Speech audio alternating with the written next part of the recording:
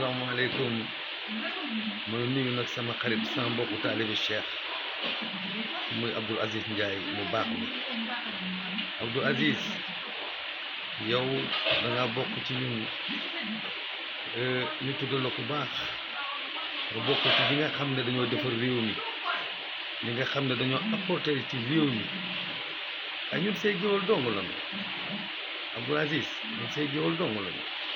wallaay ndeysaan buur day sa xarit ma xam koog yow mu bëgg lool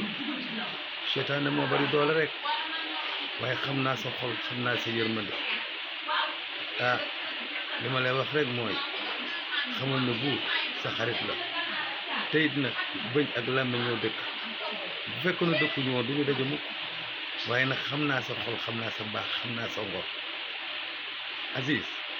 xoolal ñun ay géwal kese la ñu waaye nañ ànd jaamu yàlla nañ ànd muñalante nañ ànd jàppalante te ci loolu lan la fekk fa tabarakallahu masha allah yal na la yàlla jàppale yal na la yàlla lafal cat ci barke alquranul karim ci barke salaatul fatih foo jublu yàlla na fi yiw yàlla jublu jërëjëf